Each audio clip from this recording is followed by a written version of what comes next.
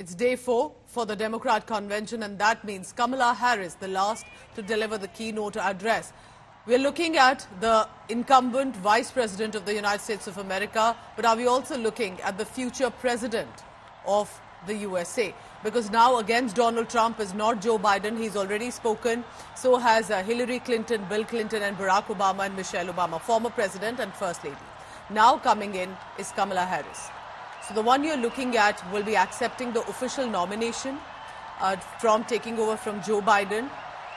The question is America ready for a woman of color and a child of immigrant parents? Let's listen in to Kamala Harris. Good evening, everyone. Good evening. Good evening.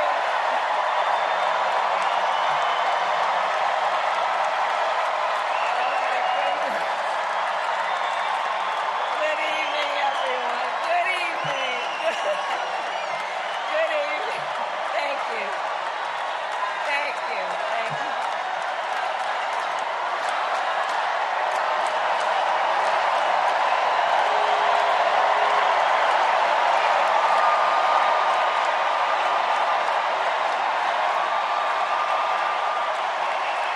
evening. Thank you. Thank you. Thank you. Good evening. Thank you. Thank you. Thank you. Thank you. Thank you, everyone. Thank you. Thank you. Thank you. Thank you all.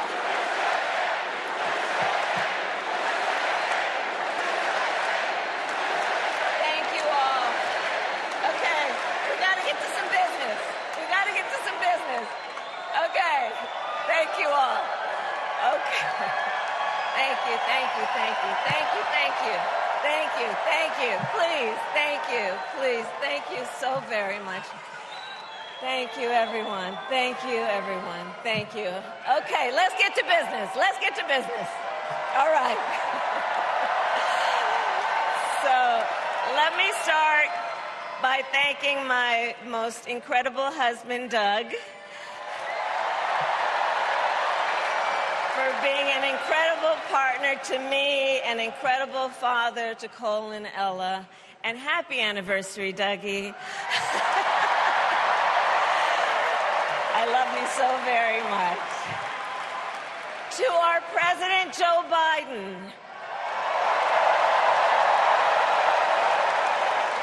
when I think about the path that we have traveled together, Joe, I am filled with gratitude.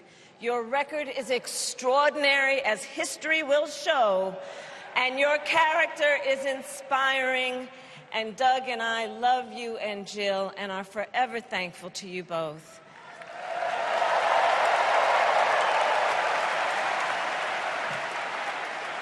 And to Coach Tim Walz,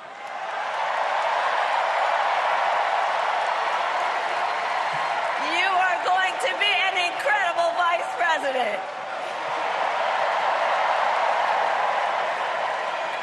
And to the delegates and everyone who has put your faith in our campaign, your support is humbling. So, America, the path that led me here in recent weeks was no doubt unexpected. But I'm no stranger to unlikely journeys. So, my mother, our mother, Kamala Harris, had one of her own. And I miss her every day, and especially right now. And I know she's looking down, smiling. I know that.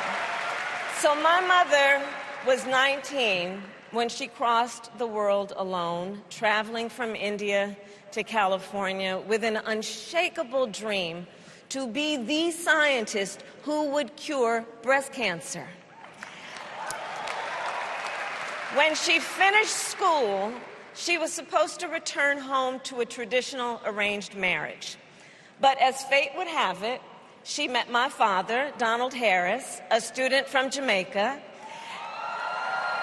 They fell in love and got married, and that act of self-determination made my sister Maya and me. Growing up, we moved a lot. I will always remember that big Mayflower truck packed with all our belongings, ready to go to Illinois, to Wisconsin, and wherever our parents' jobs took us. My early memories of our parents together are very joyful ones. A home filled with laughter and music, Aretha, Coltrane, and Miles. At the park, my mother would say, "Stay close." But my father would say, as he smiled, "Run, Kamala, run. Don't be afraid. Don't let anything stop you."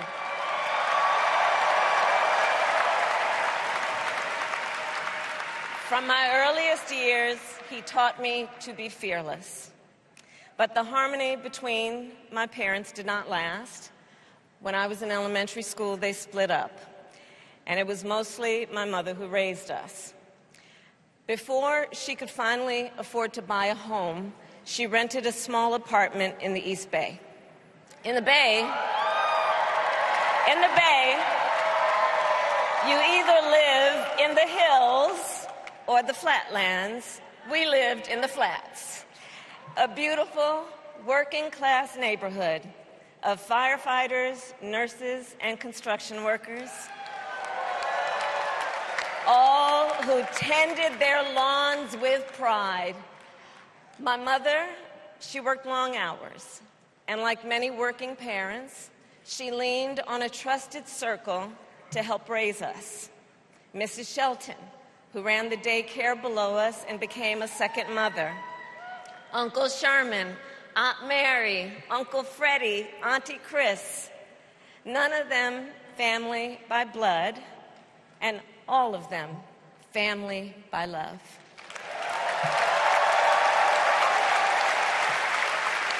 Family who taught us how to make gumbo, how to play chess, and sometimes even let us win. Family who loved us, believed in us, and told us we could be anything and do anything. They instilled in us the values they personified: community, faith, and the importance of treating others as you would want to be treated, with kindness, respect, and compassion. My mother was a brilliant, 5-foot-tall, brown woman with an accent.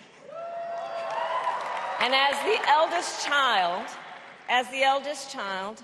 I saw how the world would sometimes treat her.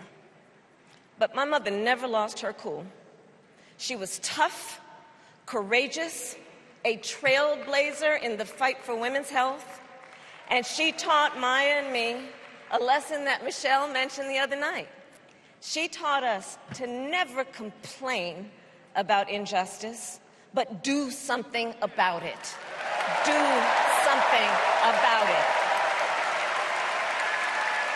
That was my mother.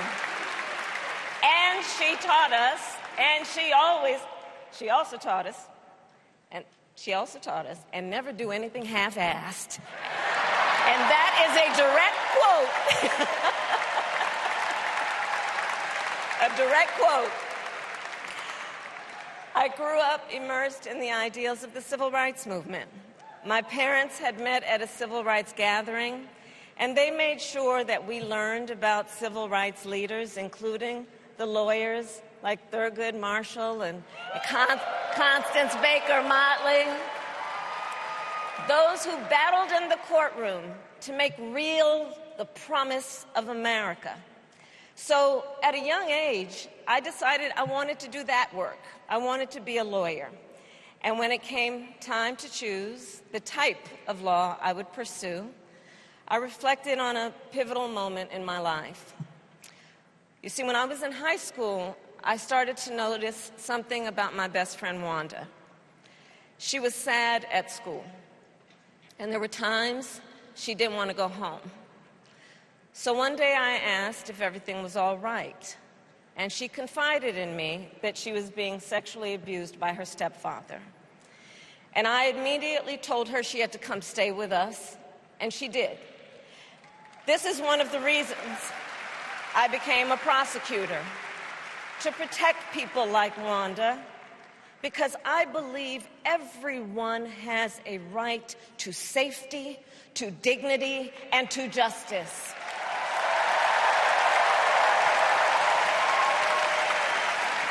As a prosecutor, when I had a case, I charged it not in the name of the victim, but in the name of the people. For a simple reason. In our system of justice, a harm against any one of us is a harm against all of us.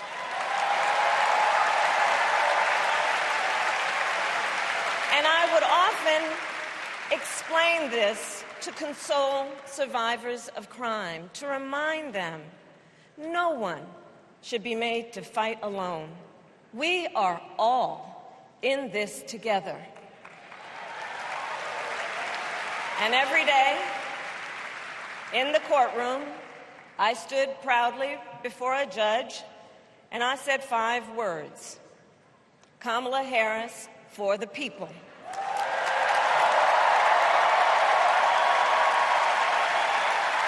And to be clear, my entire career, I've only had one client, the people.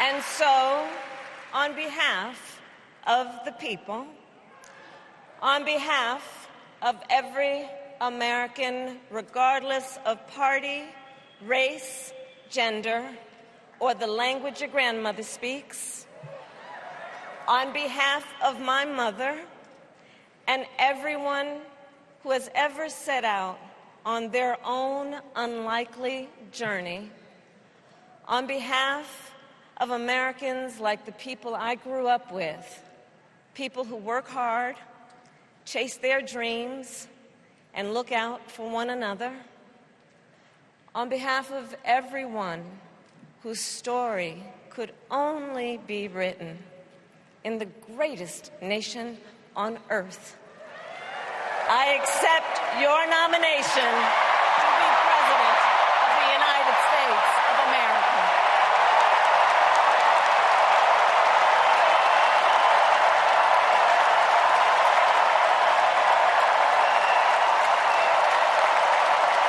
And with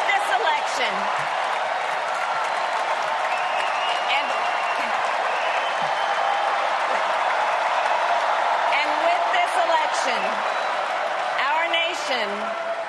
our nation with this election has a precious, fleeting opportunity to move past the bitterness, cynicism, and divisive battles of the past, a chance to chart a new way forward. Not as members of any one party or faction, but as Americans. And let me say, I know there are people of various political views watching tonight, and I want you to know, I promise to be a president for all Americans. You can always trust me to put country above party and self, to hold sacred America's fundamental principles, from the rule of law to free and fair elections to the peaceful transfer of power.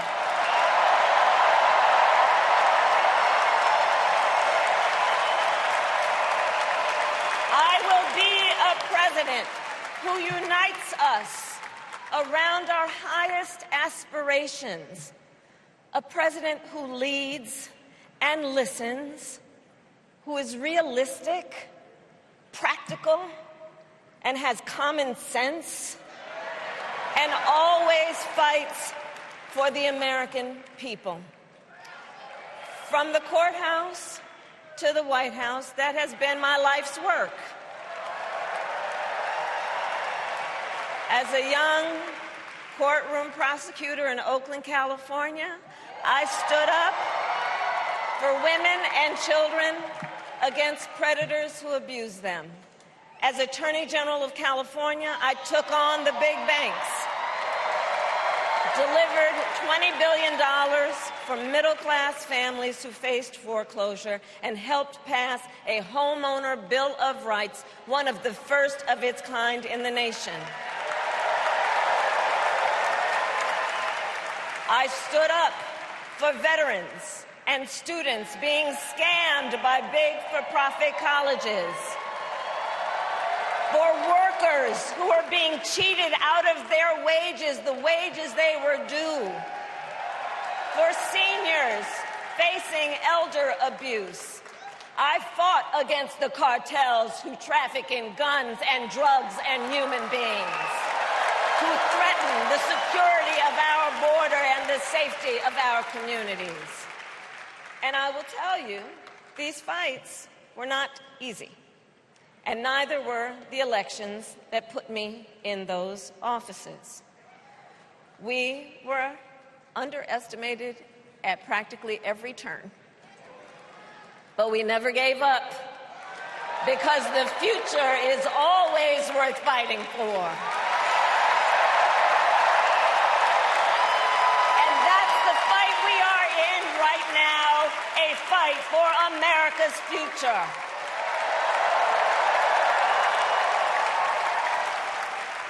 Fellow Americans, this election is not only the most important of our lives, it is one of the most important in the life of our nation.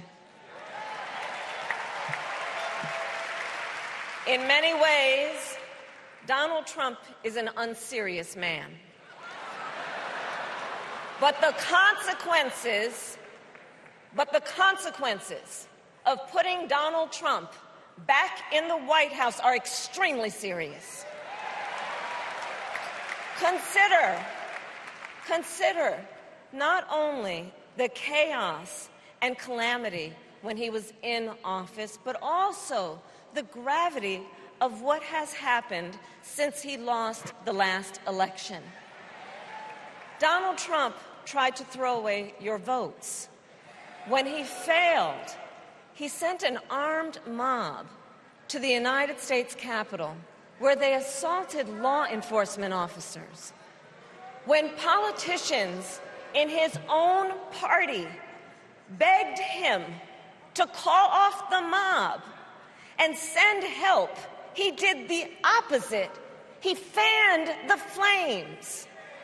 And now, for an entirely different set of crimes, he was found guilty of fraud by a jury of everyday Americans and separately found liable for committing sexual abuse. And consider what he intends to do if we give him power again. Consider his explicit intent to set free violent extremists who assaulted those law enforcement officers at the Capitol. His explicit intent to jail journalists, political opponents, and anyone he sees as the enemy. His explicit intent to deploy our active duty military against our own citizens. Consider the power he will have, especially after the United States Supreme Court just ruled that he would be immune from criminal prosecution. Just imagine Donald Trump with no guardrails,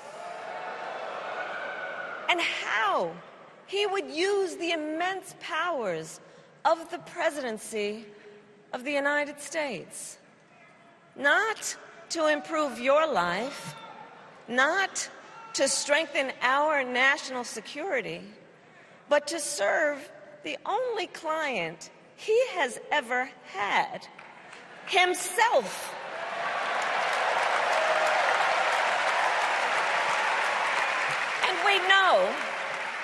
And we know what a second Trump term would look like. It's all laid out in Project 2025, written by his closest advisors.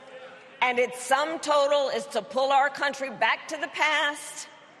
But America, we are not going back. We are not going back. We are not going back. We are not going back to when Donald Trump tried to cut Social Security and Medicare.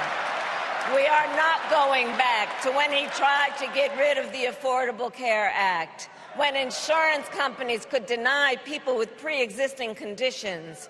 We are not going to let him eliminate the Department of Education that funds our public schools. We are not going to let him end programs like Head Start that provide preschool and child care for our children. America, we are not going back.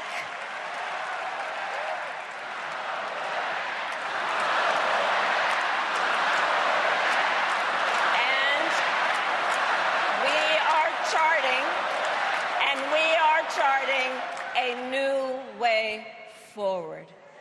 Forward to a future with a strong and growing middle class, because we know a strong middle class has always been critical to America's success. And building that middle class will be a defining goal of my presidency.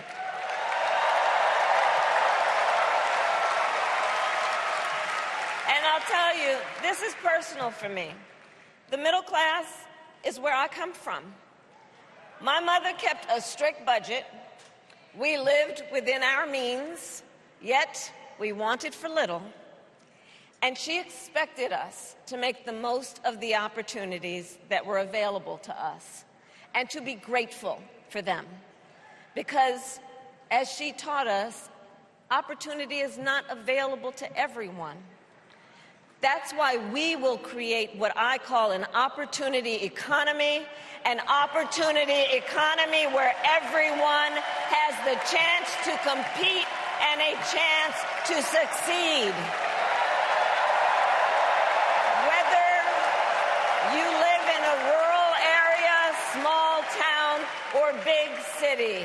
And as president, I will bring together labor and workers and small business owners and entrepreneurs and American companies to create jobs, to grow our economy, and to lower the cost of everyday needs like health care and housing and groceries.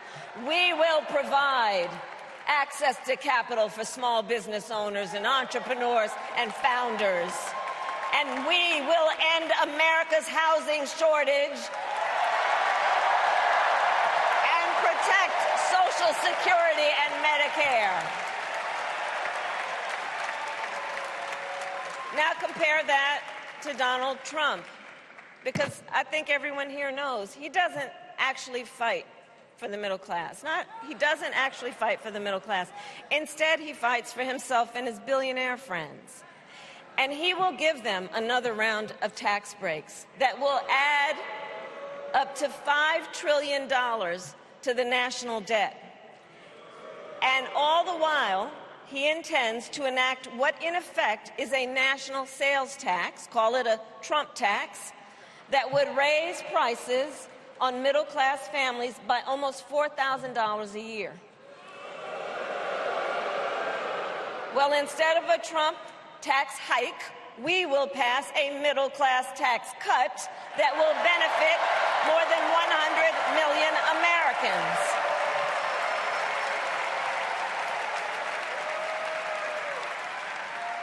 Friends, I believe America cannot truly be prosperous unless Americans are fully able to make their own decisions about their own lives, especially on matters of heart and home.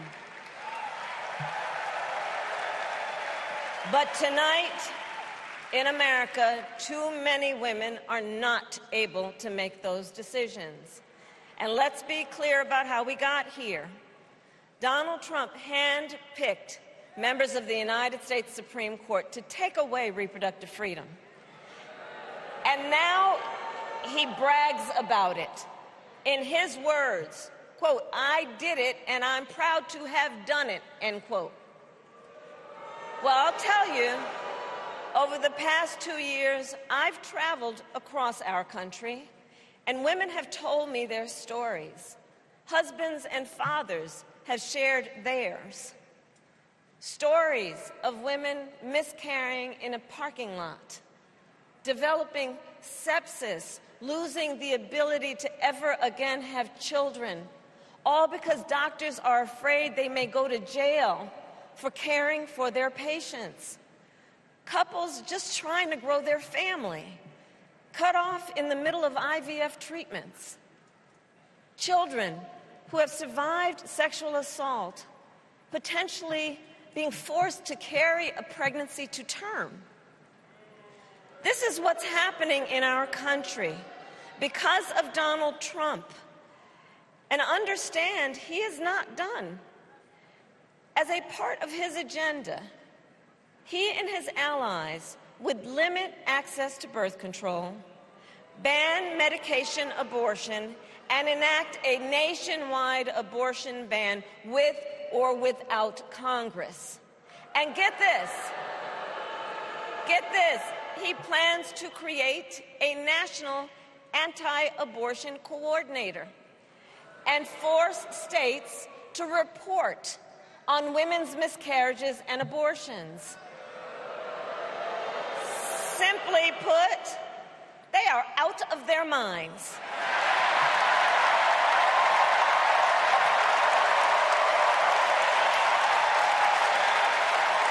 And one must ask, why exactly is it that they don't trust women? Well, we trust women. We trust women. And when Congress passes a bill to restore reproductive freedom, as President of the United States, I will proudly sign it into law.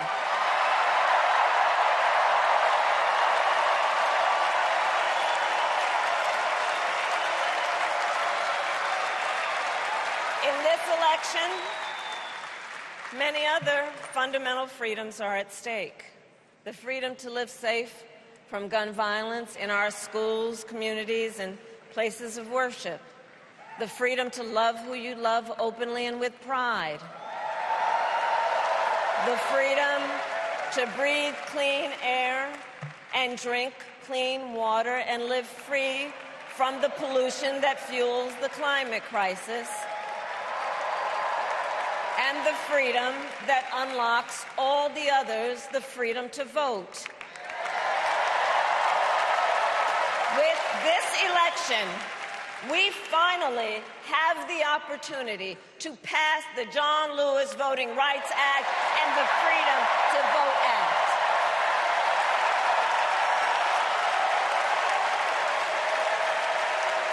And let me be clear. After decades in law enforcement, I know the importance of safety and security, especially at our border. Last year, Joe and I brought together Democrats and conservative Republicans to write the strongest border bill in decades. The Border Patrol endorsed it. But Donald Trump believes a border deal would hurt his campaign. So he ordered his allies in Congress to kill the deal. Well, I refuse to play politics with our security. And here is my pledge to you. As president, I will bring back the bipartisan border security bill that he killed, and I will sign it into law. I know we can live up to our proud heritage as a nation of immigrants and reform our broken immigration system. We can create an earned pathway to citizenship and secure our border.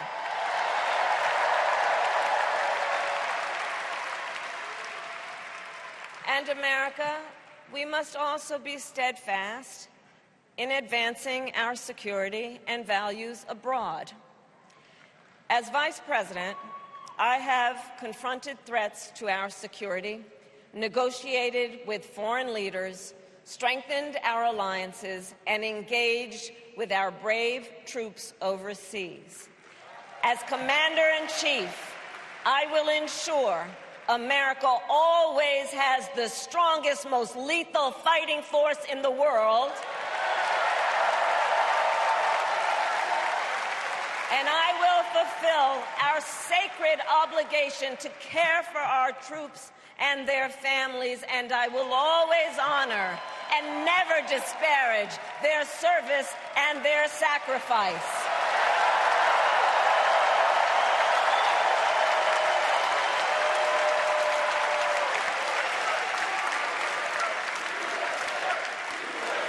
I will make sure that we lead the world into the future on space and artificial intelligence, that America, not China, wins the competition for the 21st century, and that we strengthen, not abdicate, our global leadership. Trump, on the other hand, threatened to abandon NATO. He encouraged Putin to invade our allies, said Russia could, quote, do whatever the hell they want. 5 days before Russia attacked Ukraine, I met with President Zelensky to warn him about Russia's plan to invade. I helped mobilize a global response, over 50 countries, to defend against Putin's aggression. As President, I will stand strong with Ukraine and our NATO allies.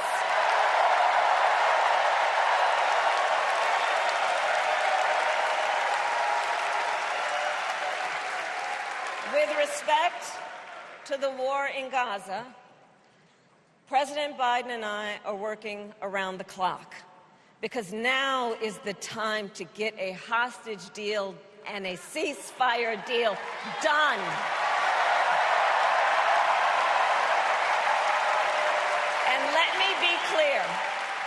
Let me be clear, I will always stand up for Israel's right to defend itself, and I will always ensure Israel has the ability to defend itself, because the people of Israel must never again face the horror that a terrorist organization called Hamas caused on October 7, including unspeakable sexual violence and the massacre of young people at a music festival. At the same time, what has happened in Gaza over the past 10 months is devastating. So many innocent lives lost. Desperate, hungry people fleeing for safety over and over again. The scale of suffering is heartbreaking. President Biden and I are working to end this war such that Israel is secure, the hostages are released, the suffering in Gaza ends, and the Palestinian people can realize their right to dignity, security, freedom, and self-determination.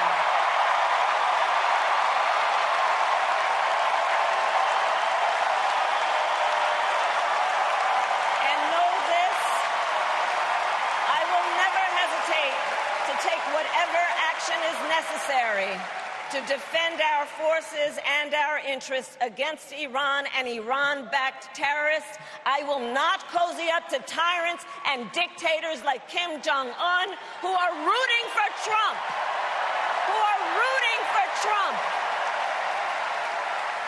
Because, you know, they know he is easy to manipulate with flattery and favors.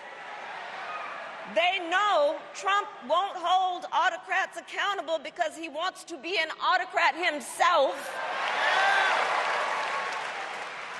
And as president, I will never waver in defense of America's security and ideals, because in the enduring struggle between democracy and tyranny, I know where I stand and I know where the United States belongs.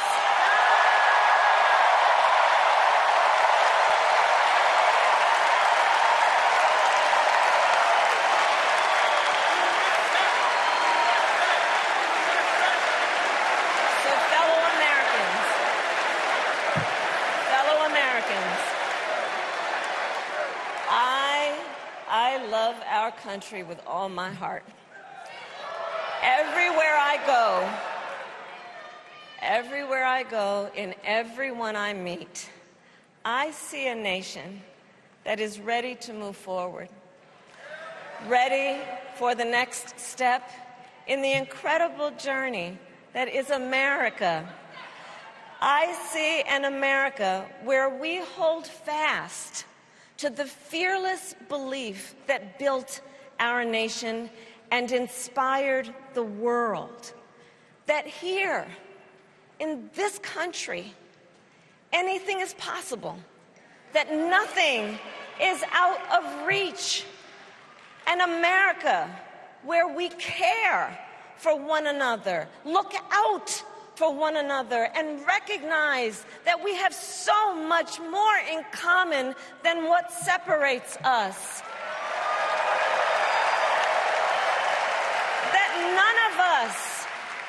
None of us has to fail for all of us to succeed. And that in unity there is strength. You know, our opponents in this race are out there every day denigrating America, talking about how terrible everything is. Well, my mother had another lesson she used to teach. Never let anyone tell you who you are. You show them who you are. America, let us show each other and the world who we are and what we stand for. Freedom, opportunity, compassion, dignity, fairness, and endless possibilities.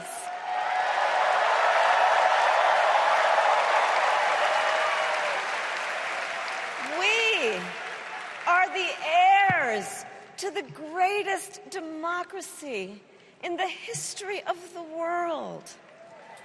And on behalf of our children and our grandchildren and all those who sacrificed so dearly for our freedom and liberty, we must be worthy of this moment. It is now our turn to do what generations before us have done, guided by optimism and faith, to fight for this country we love, to fight for the ideals we cherish, and to uphold the awesome responsibility that comes with the greatest privilege on earth, the privilege and pride of being an American.